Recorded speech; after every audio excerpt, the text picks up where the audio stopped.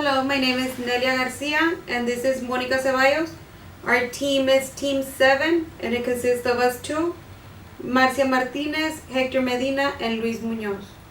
Today we're going to present on Chapter 6, which is a chapter on listening and reading nonverbal messages.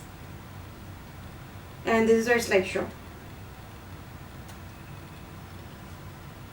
The first of all, the skill concepts that we use is that we confuse hearing with listening.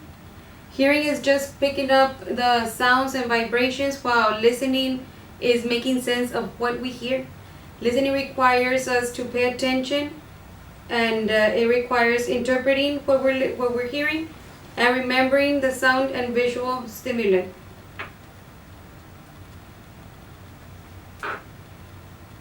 There's active listening and there's passive listening.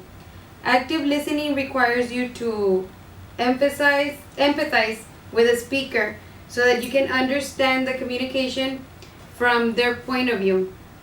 Empathy is when you put yourself in the speaker's shoes, when you acknowledge what they're feeling. You have knowledge of the speaker and there's flexibility on your part as to what they're feeling. And then comes the non-judgment, which is the acceptance part of it. When you accept what the speaker is saying, you accept it without judging their point of view or what they're doing. And then active listening also requires willingness. You need to be willing to listen and to pay attention in order for it to be active. An active listener listens with their ears, with their eyes, and with their minds. The passive listening, you're like a tape recorder, but it's not very accurate. You try to absorb as much as information presented as possible. You're just absorbing information without being active about it.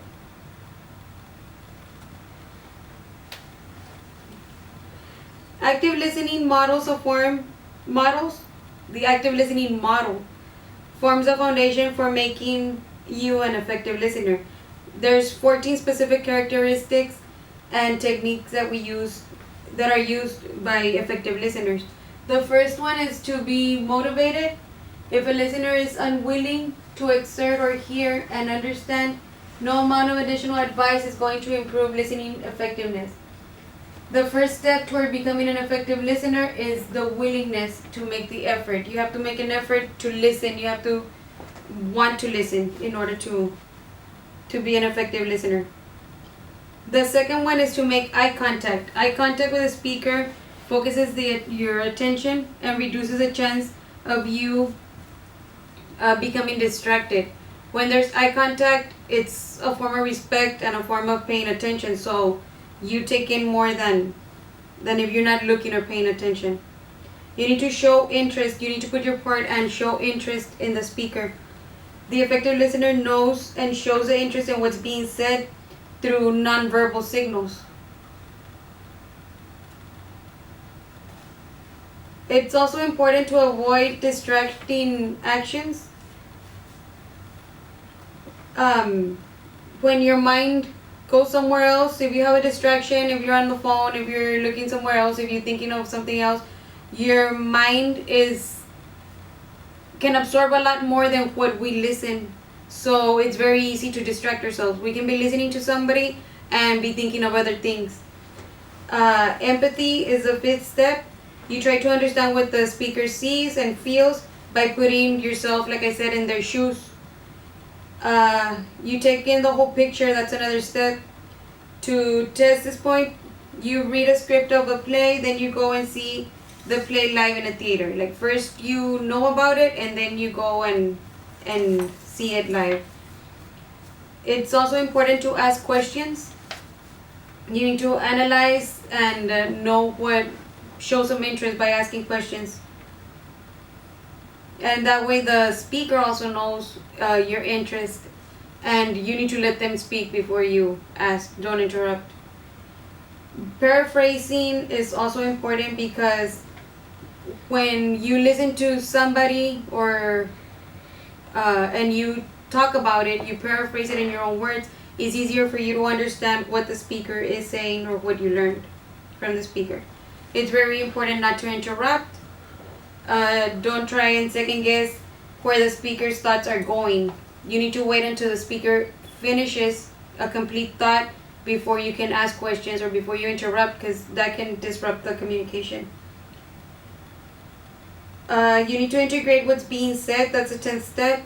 Use your spare time while listening to better understand the speaker idea. When you're listening, you need to think about what he's saying and what he's trying to convey before you make your own conclusions. And don't over talk. You can't talk and listen at the same time. A good listener recognizes this fact and doesn't over talk. I over talk.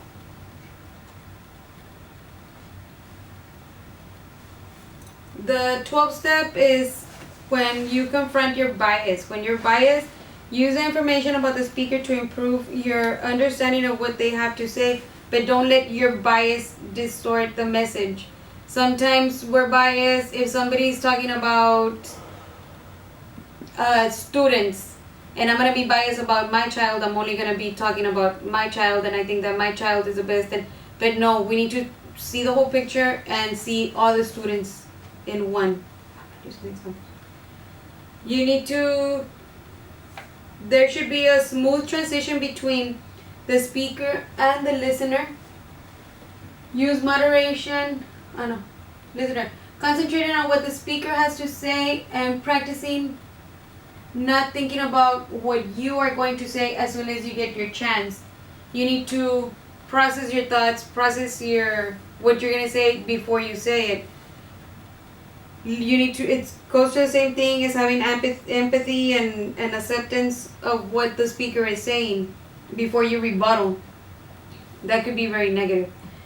You need to be natural and don't try to become a compulsive good listener.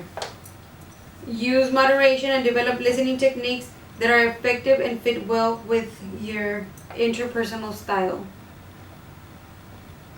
You need to naturally be interested in what the speaker is saying.